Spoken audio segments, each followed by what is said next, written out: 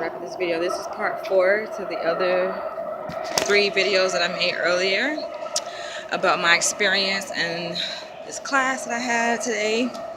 So just to bring things back full circle and a recap. So my professor, her response was, oh, we're not supposed to go into war. You know, it doesn't mean that we have to go into war and become animalistic. Let me clarify. When I say think like animals, I'm not talking about become criminals or just reckless or, you know, irate or anything like that. No, be sensible. But what I'm saying is for them to use animals as an example to explain how this system and this structure came to be as if it serves a purpose and a function. But then we're talking about solutions and eradicating the system, and they didn't mention anything about animals.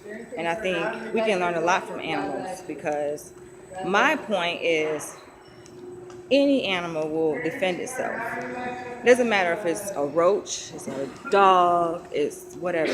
They're going to defend themselves. So my thing is this: if animals have enough freaking sense to defend themselves when their life is threatened, why is it that African Americans feel held back? Like why we feel like we can't defend ourselves and stand up for our right? And it's not about war, but it could be about war. And I think it's interesting that she said, oh, it doesn't mean that we just go to war and go kill each other. As if, you know, my solution is that African Americans need to go out and kill other people, and that's not what I'm saying. But when you have a system that is designed to hold people back, and we're dying and we're getting swallowed up and eaten alive, it's a matter of survival. That's all I'm saying. When I talk about defend yourself, I'm talking about survival. Animals know how to survive in the wild. We're talking about a hierarchy and how, you know, you have animals and within the animal kingdom are higher on the totem pole than others. And they try to paint it as a metaphor to explain how our system has come to be and how there are different classes of people, where you have, you know, the upper class and whites being at the top, and then, you know, the minorities, black, African Americans, whatever you want to call us, which I don't agree with the term minority, because it signifies that we are less than, and we're not less than. We might be fewer, but we're not less than. And technically we're not fewer, because there are more colored people in the world than there are other races, but that's a whole nother video. And you know, that was just my point, and it seemed like my professor got really angry about it. Like she was not trying to see it from a different point of view. I think she felt threatened herself as a white female, you know, who has this privilege. And that's what it comes down to. Confronting the system, you know, white supremacy, and really addressing it. You're talking about, she asked me, do I want first order or second order change, to apply that, oh, my suggestion is indicating that I don't want real change, I only want surface first order change, and that's not the case.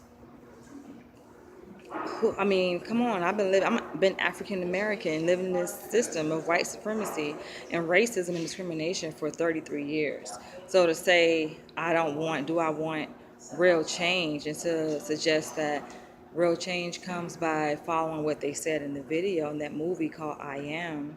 I forget the name of the producer, the filmmaker, but just look it up. It's a documentary called I Am. And they pretty much ended the documentary with, oh, let's come together, you know, oh, you know, let's take a page out of the civil rights book and following the steps of Martin Luther King. But I even brought up the point that even Martin Luther King said that he felt he made the biggest mistake ever by integrating. And I'm going to have to do another video on that, because this issue is deep, man. This issue is deep, and it's interesting because I brought that issue up in my another class yesterday. How Martin Luther King said that was a problem. He felt that he made a huge mistake by fighting for integration.